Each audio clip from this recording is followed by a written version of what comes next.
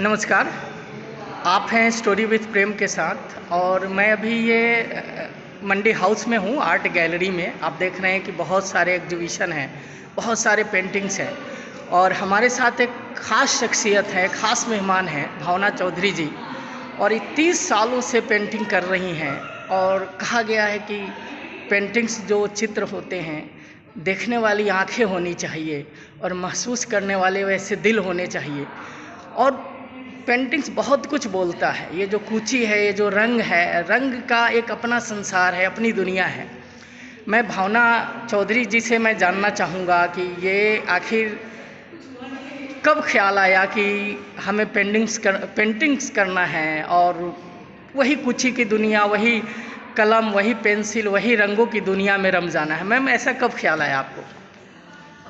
जैसे सभी बचपन में पेंटिंग ड्राइंग्स करते ही हैं, लेकिन 12th क्लास में जब कॉलेज में एडमिशन लेना था और एक ख्याल था कि मैं मेडिकल में जाना है, लेकिन उस दौरान उस मेडिकल की पढ़ाई एंट्रेंस एग्ज़ाम के दौरान कुछ वक्त मुझे मिला पेंटिंग्स करने का और उनके साथ साथ मौका मिला कई कॉम्पिटिशन्स में, कई जो नेशनल इंटरनेशनल कॉम्पिटिशन्स थी उसमें पार्टिसिपेट करने का पता पड़ा।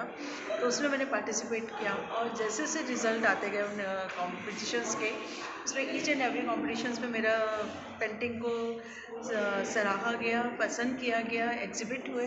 और बस उसी पल मैंने डिसाइड कर लिया था कि मेरी जो फील्ड है, जो मेरी डेस्टिनी है, वो कला ही है, पेंटिंग्स ही है।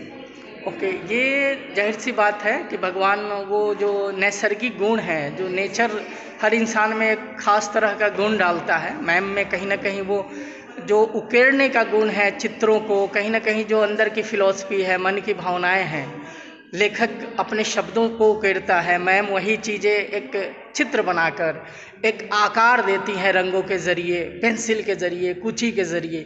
मैम, आप जो ये पेंटिंग बनाती हैं, किन बातों का ख्याल रखती हैं? ये जो चित्र उकेरती हैं, ये किन बातों का ख्याल रखती हैं?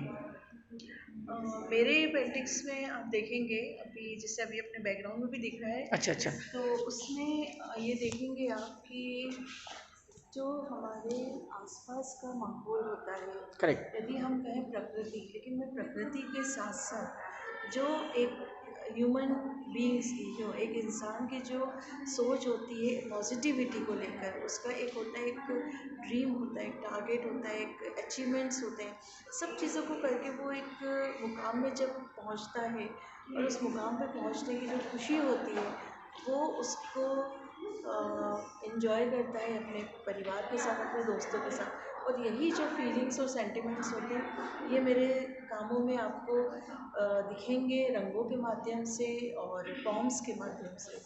जब आप पेंटिंग बना रही होती हैं, कई बार मतलब जो मन स्थिति होती है, जो मन की साइकोलॉजी होती है, वो बदल सी जाती है। जी।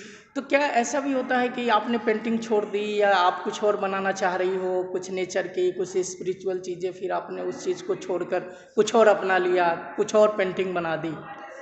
देखिए, पेंटिंग करते समय ये वाली चीज़ तो होती है, स्वाभाविक है कि जब हम कुछ बनाना की सोचा है, लेकिन वो बनाते बनाते किसी और थीम पे चला जाता है या ट्रैक पे चला जाता है, या हमें वो काम जो हम करना चाहते हैं वो पसंद करेक्ट। नहीं आ रहा है, करेक्ट। तो उस समय एक सबसे एक इजी चीज़ होती है, एक अपने आप को इजी नहीं कहूँगी मैं, इसको कहूँगी कि सबसे बेटर होगा कि आप उस काम को रख दीजिए और एक दूसरा काम स्टार्ट करिए। जो सोच आपकी, जो मन स्थिति है, वो मन स्थिति आपको वो रंग उठाने पे ऑटोमेटिकली मजबूर करती है कि आप ये गलत, तो काम आपका वो भी अच्छी ट्रैक पे जा रहा है। और जो आपकी मन स्थिति ने उस बदलने के लिए कहा, तो वो मन स्थिति से भी आप बहुत अच्छा काम कर पाते हैं। और ये मेरा एक्सपीरियंस रहा है कि आप हर मन स्थिति में बहुत अच्छा एक आर्ट क्रिएट कर सकते हैं। अच्छा मैम, अक्सर कहा जाता है कि जो खासकर पेंटिंग्स करते हैं लोग, बड़े स्पिरिचुअल होते हैं, बड़े धार्मिक होते हैं। आपके साथ क्या है? आपका अपना निजी विचार क्या है? ये बात मेरे मायने में भी सच्ची साबित होती है, क्योंकि कहीं ना कहीं एक ईश्वर की कृपा ही है। कहते हैं कि कला जो है वो सरस्वती का वरदान है। करेक्ट। और ये जो सरस्वती का वरदान है, ये कहीं ना कहीं आपको हर तरीके से कला को बनाने में, वो कोई भी आर्ट फॉर्म हो, संगीत हो, स्कल्पचर हो, पेंटिंग हो, उसमें वो ईश्वरीय जो एक देन होती है, वो कहीं ना कहीं आपके अंदर से होती है। और यही स्पिरिचुअलिटी जिसको आप कहने लगते हैं। करेक्ट। अच्छा, एक और सवाल है। जनरली खासकर जो कला क्षेत्र के लोग हैं, शास्त्र की बात करें, अस्तित्ववाद की बात करें, या बहुत सारे विचारक हैं, लेखक हैं, ऐसा कहते हैं कि कहीं ना कहीं बचपन में या कुछ ऐसा दर्द है इंसान के अंदर, द्वंद्व है, ड्युअलिज्म की बात है, और वो कहीं ना कहीं वो पीड़ा, वो निराशा कहीं ना कहीं आर्ट फॉर्म में कोई एक्टर बनता है, कोई लेखक बनता है। क्या ये बात आपके साथ भी है या ऐसा नहीं है? देखिए, ये वाली जो एक बात कही आपने कि हर कलाकार के साथ या कोई थिएटर पर्सन वगैरह कि उनके साथ कुछ ऐसा होता है, एक कुछ ऐसा ट्रेजेडी। दर्द होता हाँ, है कि जिस वजह से वो उसको आगे वो ठीक। कंटिन्यू कर पाते हैं। बट यदि देखा जाए तो ऐसा हर इंसान, दुनिया में हर इंसान ऐसा है जिसके साथ अच्छी चीज़ें भी होती हैं और बिल्कुल। बुरी भी होती हैं। अब उस इंसान के ऊपर डिपेंड करता है कि वो अपने साथ की परिस्थितियों को किस वे में लेके जा रहा है। अच्छा। ठीक है ना? इसको हम ट्रेजेडी नहीं कहेंगे।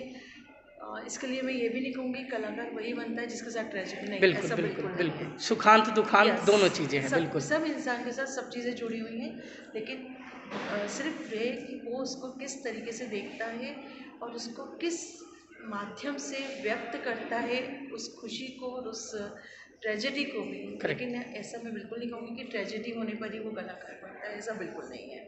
ओके ओके, नहीं है। अच्छा, आपका मतलब इस बातों से लगता है कि पूरा फैमिली सपोर्ट है? जी, मेरा बिल्कुल पूरा फैमिली फैमिली सपोर्ट सपोर्ट। है जी। अच्छा, कुछ जैसे ये सामने में है, ये इस पेंटिंग के बारे में आप क्या बताएंगे? जैसे एक पेंटिंग है आपकी, जी। तो इस पेंटिंग के बारे में क्या है पेंटिंग, इसके बारे में?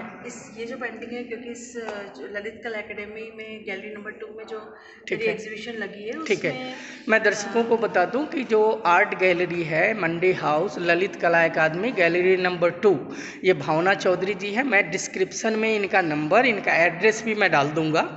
ये एक बड़े पेंटर हैं, बहुत सारी इनकी पेंटिंग्स हैं। आप सोच सकते हैं कि एक महिला 30 सालों से एक कला की सेवा कर रही है।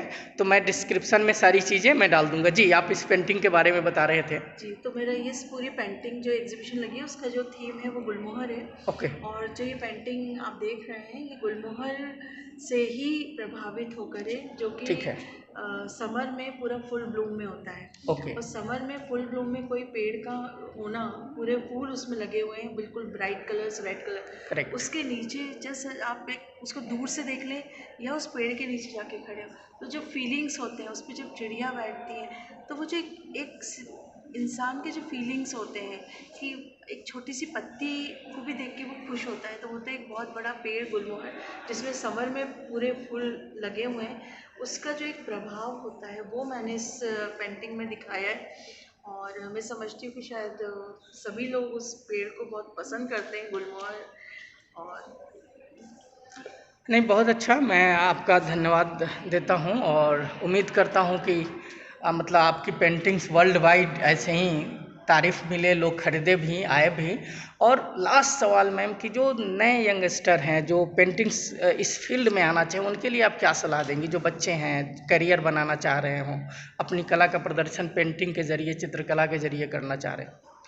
मैं उनके लिए यही कहना चाहूँगी कि आजकल के बच्चे जो हैं वो कला में बहुत इंटरेस्ट ले रहे हैं। उनको डिफरेंट डिफरेंट फील्ड्स जो होती हैं, वो ग्राफिक डिज़ाइनिंग हो गया, फैशन डिज़ाइनिंग हो गया, इंटीरियर डिज़ाइनिंग हो गया, उनमें आर्ट की कोई कमी नहीं है। बस उनको ज़रूरत है एक एक्सपोजर की और एक सपोर्ट की। और वो सपोर्ट जो मिल सकता है उसके लिए पेरेंट्स ही हैं जो उसको सपोर्ट कर सकते हैं कि हाँ, इस फील्ड में भी आप कुछ कर सकते हैं, क्योंकि अपॉर्चुनिटी हर फील्ड में है और कला के फील्ड में भी बहुत अपॉर्चुनिटी है।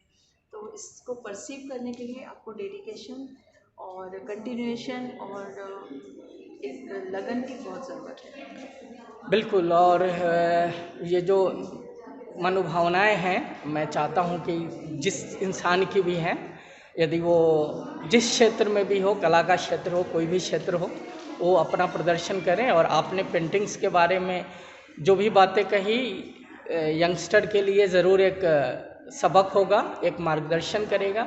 और हमारी तरफ से आपको ढेर सारी शुभकामनाएं। धन्यवाद।